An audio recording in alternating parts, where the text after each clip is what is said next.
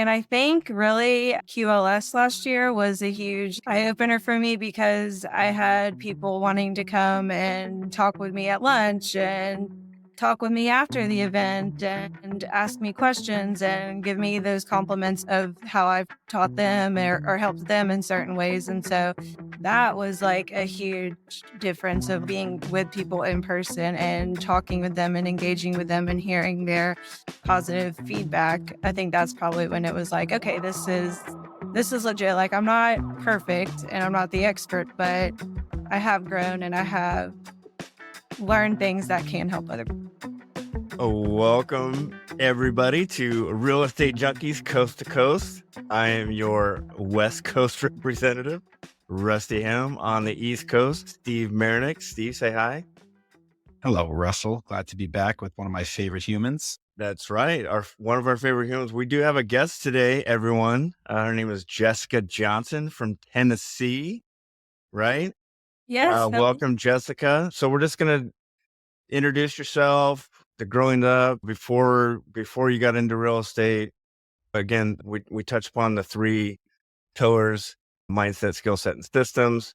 So what were you doing before? And then why did you get into real estate type of thing? And then just roll from there. We'll get into the mindset, skill set, and systems when you got into the community. Okay. Yes, my name is Jessica. Like Russ said, I'm from Chattanooga, Tennessee. I was born and raised in Georgia.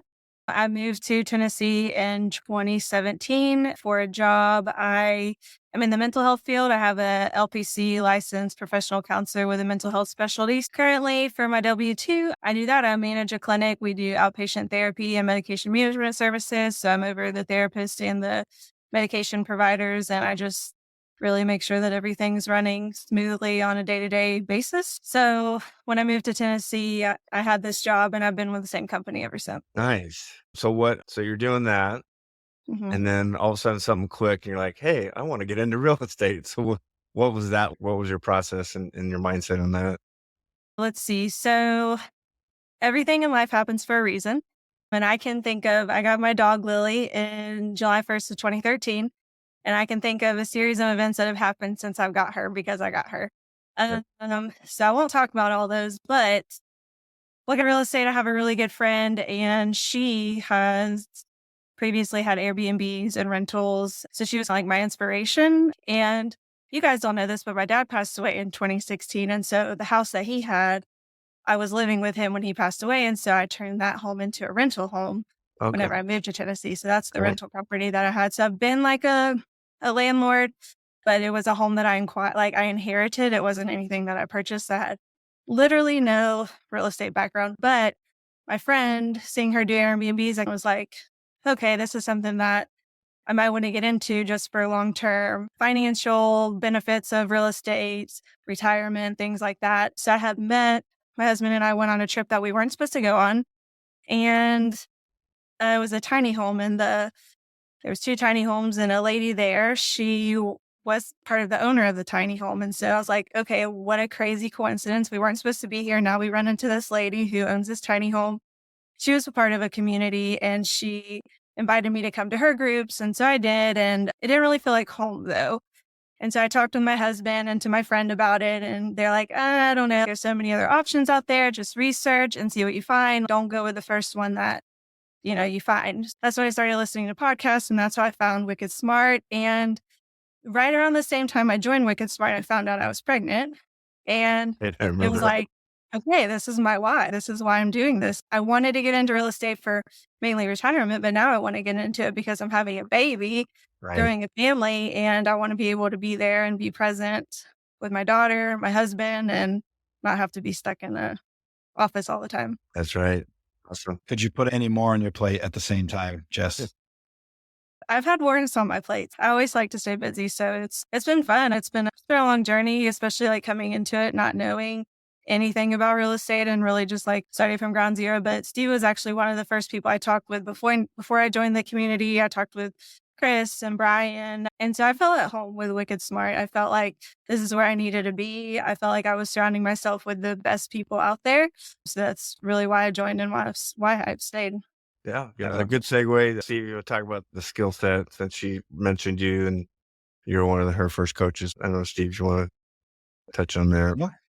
Yeah. As just the beginning stages of starting a real estate business, what you have to learn how to do first is communicate with human beings. And you obviously with your career have that skill set anyways. And I noticed over time, outside the fact that you were just an incredible student and everything that we taught you, you put in place immediately, no matter how uncomfortable it was. And you're incredibly disciplined, but communicating in a new field with somebody where you're not 100% confident in the information that you're trying to communicate with them can be difficult, right? So can you just touch upon what did you have to do in the beginning stages of making your calls? What made you really, because you got very good at it and you got, in my opinion, very good at it quick, but what would you say were like the main pieces of that you had to like put together to get really confident on the phone? Because it takes a little while. Yeah, I think just diving into it, honestly, like facing the fear, it's very scary to call a seller and to not really know what you're doing. And in the beginning stages, it's so much learning. And I just think about what you have said, a bunch of people have said. I went to school for counseling for 6 years. I put 6 years of practice and work into it. And when I started, I wasn't anywhere where I am now. So it's the same thing. It's just relearning everything. And so I think going into it, I made sure to just listen to what my coaches told me to do. I'm in this program because I'm learning from people who have done it and I'm not here to do it alone. So the best way to learn and to get better is to listen to your coaches and to utilize the skills that they're talking with you about and giving you. So I think a lot of it was listening to live calls, sending in call critiques, asking questions. I came prepared every single week. There was sometimes Yep. Steve and I met for a whole hour Yeah. because I just had so much to talk about and so many questions. And so I think that's it. Facing the fear, just diving into it because you're not going to learn really unless you put it into practice. Did you feel like with your career, and obviously, like you said, you still had to put a bunch of time into start coming into your own. Did you feel that when you came into calling people on the phone, just because you had so much confidence in your career, did you think that was almost immediately going to pull into place? Or did you have the expectation that this was something new and it was going to take time again? I'm just curious because everybody has a warped version of that.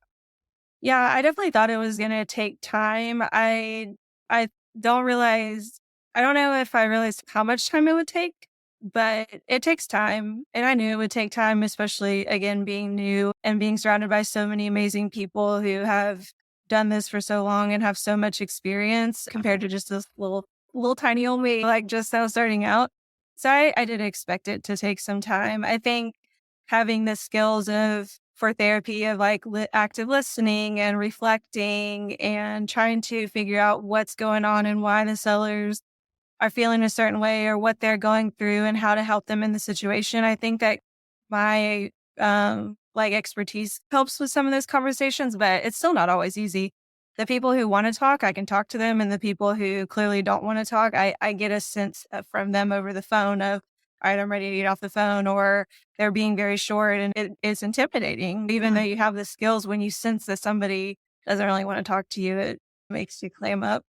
Yep. Yeah. I agree. I listened to a call the other day and she was a very difficult one. And you were just, you were short back with her and just got off the phone quickly. So, Yeah. I, Oh, You have to learn so, that over time, how to handle those people, but it's still a little intimidating. yep. quick question, just because of I know the answer to this, Jess. I'm sure you do too, but I remember in compliments make me feel uncomfortable. I don't know if that makes anybody else here uncomfortable, but when in the beginning, not even the beginning, let's say even 6 months in, I thought you were so much farther progressed than anybody else I was coaching on the phone. You didn't believe it. But I remember being like, Jess, I kept asking Jess, can I use this call recording? This is going to be super helpful to the community. Can I use this? And I kept asking you, you're like, yeah, I don't really know if it's like that good. Well, that's a weird piece of this too, is even when you have this skill set that you've worked your butt off to continue to just level up, there's a belief system inside of you that what's going on in Jess's brain is very different than what's going on to these people who are now looking up to you in the community. They're like, I wish someday I could communicate Jess the way that you communicate with people. And in your head, you're looking at, oh, I wish I did that a little differently, this, that, Yeah. and the other. But like, how long did it take you from like when I was asking you if I could use these recordings to benefit people to where you actually started believing that this was going to be helpful. This was a good call. I am improving. Like, when did that start to come into place? I don't think it took very long. And I think really QLS last year was a huge eye opener for me because I had people wanting to come and talk with me at lunch and talk with me after the event and ask me questions and give me those compliments of how I've taught them or helped them in certain ways. And so that was like a huge difference of being with people in person and talking with them and engaging with them and hearing their positive feedback. I think that's probably when it was like, okay, this is legit. Like I'm not perfect and I'm not the expert, but I have grown and I have learned things that can help other people. I love it. Yeah, part of our core values is effort for effort. We pour gas on those that are active, and we've said many times in the community that Jessica is one of our ideal students because she just does what is asked of her, and we just pour gas on you all the time, and it shows. And we're going to talk about one of your deals. You have a few deals on the market right now. Let's pivot to systems, the third part of our system. Steve and I always joke that we were paper and pencil when we first started, and we had the 31 folders, and over time it got overwhelming for us. So then we made the jump into a CRM. And so describe the beginnings, your system, and where you're at now. Yes, I started out just using an Excel spreadsheet. And then eventually it was only for a few months. And then the first QLS I attended virtually. But after that, I got a CRM. I got FreedomSoft. And then I used FreedomSoft for about a little over a year. And then people were switching over to REI Black Book. And honestly, the expense was becoming too much. And paper pencil.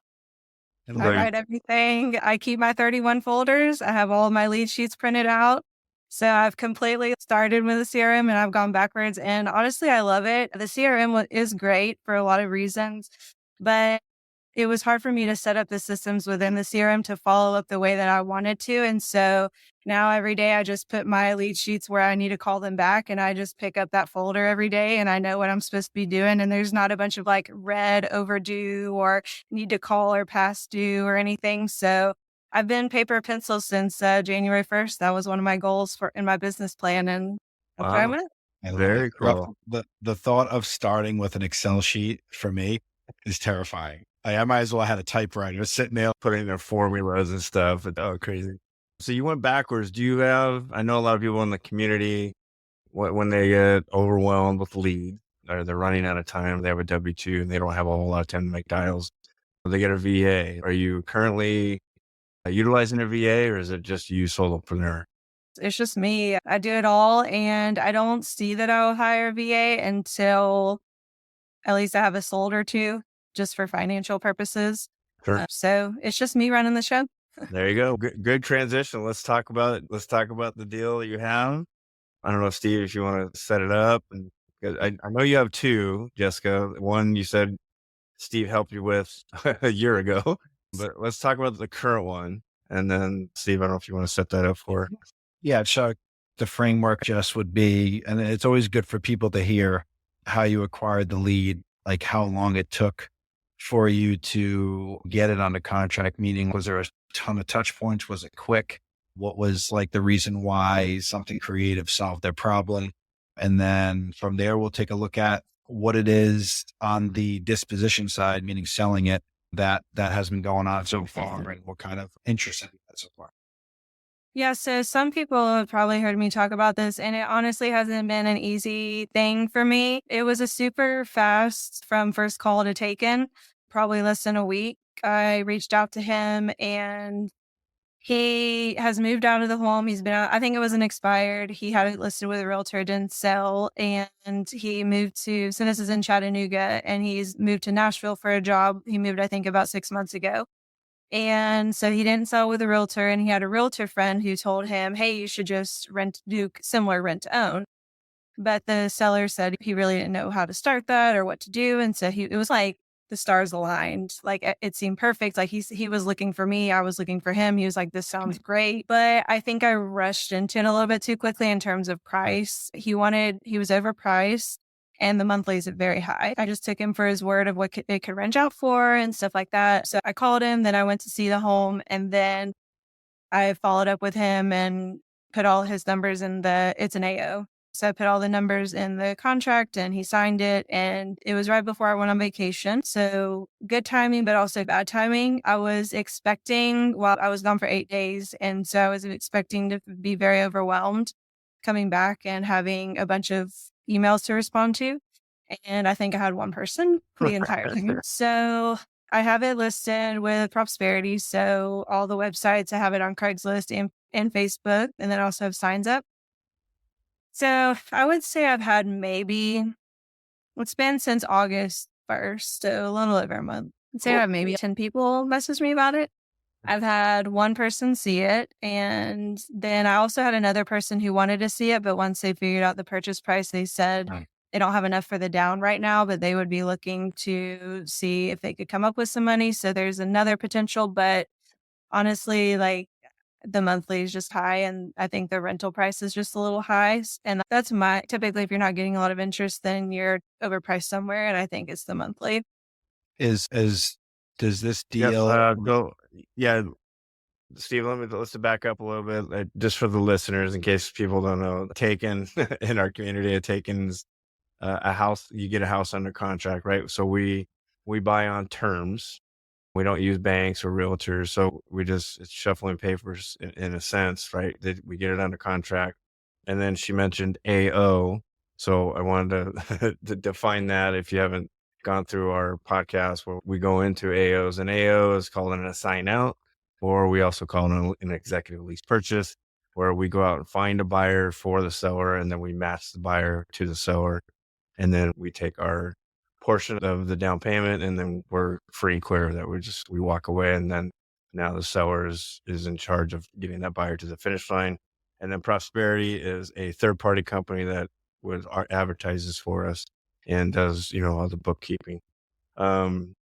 Steve, I cut you off. I don't know what you were going to say, but go ahead. I just No, wanted it to was a good clarify time. all that Good stuff. time just to clarify things. I think when it comes to the property being on the market, so the first things first, when you get a property under contract, that means you have an opportunity to sell it. So sometimes you have to take things with higher prices or higher monthlies and then go back to the seller if you don't get any kind of, or at least not that you're not getting any kind of traction, but for you to be able to come back and see if, hey, you know what, it's been a month, not getting the traction that we thought. Typically that's either attached to the price or the monthly, usually the monthly first. So with this gentleman here, does he have any expectations that there's any room to drop it down? Is that like his mortgage payment? He's not making any monthly money. I'm just curious, with that payment being high, is there any room to go back and renegotiate? Excuse me. So he actually dropped the price pretty quickly. So I went on vacation the 3rd and I came back the 8th. And I think that week I had come back, he had asked if I had any interest in it, if I had gotten a lot of interest. And I said no. He dropped the price $50,000 and he dropped the monthly $100. So he did that pretty quickly on to try to get more traction. So I did it. But then I had the conversation with him because there was a situation where I sent a buyer out to the home to see it, and he did not like that I sent the buyer out without being there to show them the home. And he got upset with me. And so I gave it time to simmer. And then I felt like he had these high expectations of me to get it sold very quickly and to give him consistent updates. And so I was feeling a little bit uncomfortable not being able to give him any updates because I'm not getting any interest. So I just called him one day after talking with Russ and Chris and Nick, and just to set the expectation of what's going to happen moving forward. And I had mentioned to him that I had not gotten a lot of feedback, and part of that is because of the monthly. And he said he was not willing to go down any more on the monthly. He felt like it would be too risky for him to go down. So his monthly payment is $2,700. So he's at $2,450, and even adding in taxes, I don't think it would be just under 27. So he still have to subsidize a little bit. But he said last I spoke with him that he's not willing to go down anymore. Also too, you said that was what, like 475 was the current price? Is that what you said earlier? No, the price for this one, so he started out we started out under agreement at 550 Mhm. and then he dropped it down to 500. Okay. Realistically, with interest rates, that's that payment of, would you say it was 24, 27? Would you say it was? 27. Yeah, that's accurate anyways with any bank. So it's just 30 days isn't a very long time to have it on the market. Usually within 90 or 120 days is where you've exhausted all options. So it's still early there. What kind of a potential assignment fee would it be, Jess, if you guys go and sell it in the next, say, 60 days or so? If we got 10%, it would be around 50,000. That's great. How much are you sharing anything with the seller? Yeah, 50-50. Okay. So $25,000 assignment. That's awesome. It's early right now. So you just got to Yeah. continue doing what you're doing and play around with the marketing. And that's awesome right now that you got some momentum going. Mhm. Very cool. So that's one of our game plans. We have 4 game plans for those listeners. We have the AO as executive lease purchase. And then the other game plans are a lease purchase with the option to buy. And we have subject to buying a house, subject to the existing mortgage. And then we also have owner financing. So let's pivot to the one you and Steve worked on. It's been on the market for a while. We don't necessarily need to say how long it's been on the market, but this is a lease purchase, correct? So describe that one? What was it, expired? What was that? And then the motivation, describe that one that you have on the market as well. Yeah, so the other one I've had, it was an expired as well. The sellers live in Texas and this home is in Georgia. It was used as a second home. I think they bought it with the intent of it being a second home and they just don't make it out very often. So it's currently an Airbnb. They are getting ready to retire. So they just wanted to get the home off their hands and just be done with it. It has been on the market for a little bit. And if you've ever bought a house, you know that you're always looking for something in particular with a house. And I know our rent-to-own market, a lot of times they're more so looking for opportunity, but this is still almost a $500,000 house. And it is on a traditional mountain road, very narrow, gravel, requires 4-wheel drive, and is about 30 minutes from the downtown area and no cell phone service. So it's just going to take a specific buyer really. Yeah. And I've had a ton of interest in it really. I had 2 people see it yesterday, 1 person seeing it today. And there's a buyer's meeting scheduled on November 21st. So there's still a lot of action on it. But like I said, it just, where it's at and just given the circumstances, not everybody wants to live on a mountain on a gravel road with Right. and no Right. cell Well, have you had any people, I'm just curious, interested in a traditional sale, just buying it? I've had a ton of people reach out to me, a lot of people wanting to do like short-term housing for like nursing. There's also some people that I've reached out wanting it as an Airbnb, and I have, of course, told them through our rent to own they could not rent it out, but if they wanted to purchase it outright, we would consider offers with proof of funds or a pre-approved letter, and nobody has done that so far. I always let people know that it's an option if they want to, but of course, nobody's ever presented an offer. You're in a good situation. The fact that the owners of the property utilize it as an Airbnb and it's not interfering with what they're doing. So the extra time you have gives you the opportunity to be more selective and most likely probably get a higher down payment, I would assume as well, just because you have the extra time. And then you have that buyer's meeting in November, which is absolutely awesome. Hopefully something happens even before that, but it I sounds like meant you got nothing September but time. 21st. Sorry. It's September or September. even November. Yeah, a couple of weeks, not November. 9/21 is when the meeting is. We have a buyer's meeting in November of 2026. Let's promise.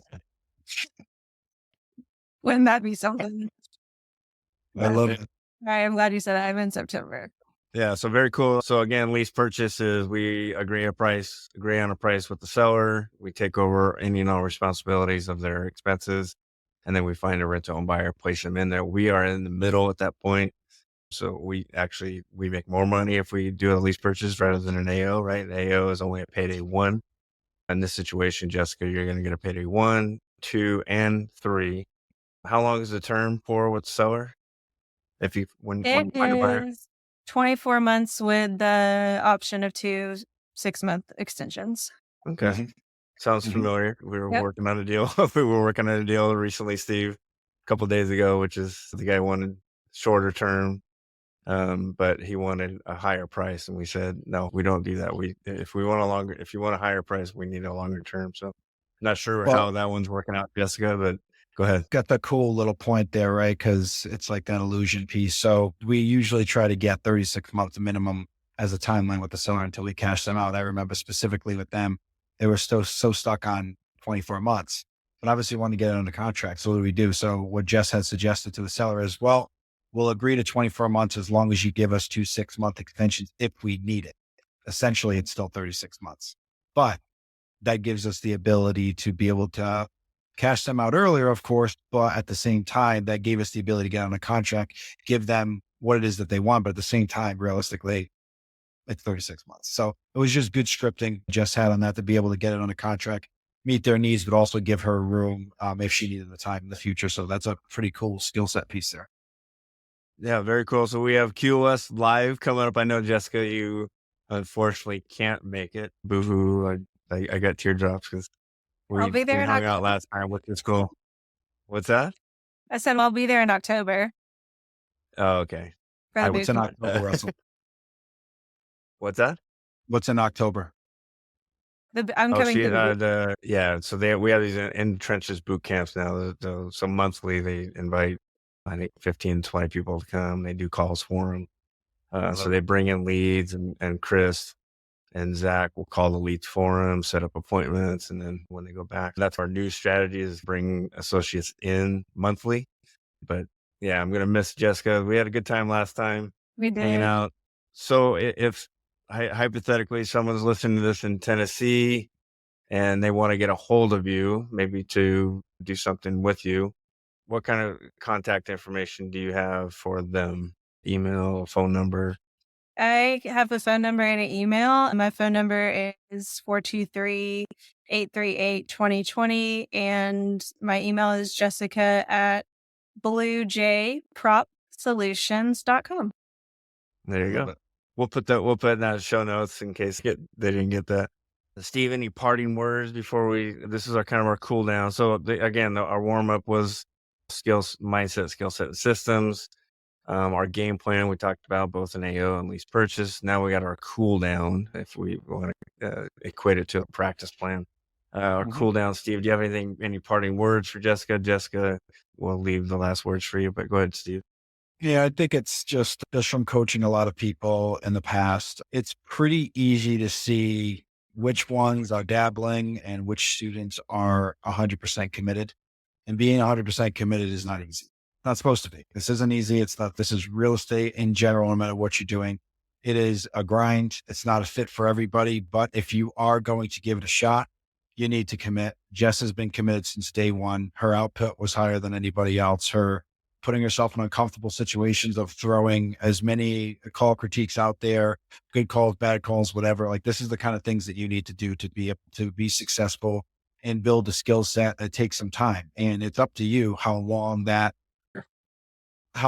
path is going to take, right? You can go in and out. I'm going to call a handful today, maybe next day, whatever it is. You can just see the difference of the people you're surrounded with and how their skill sets are absolutely flourishing based off of their commitment to show up even when they don't want to.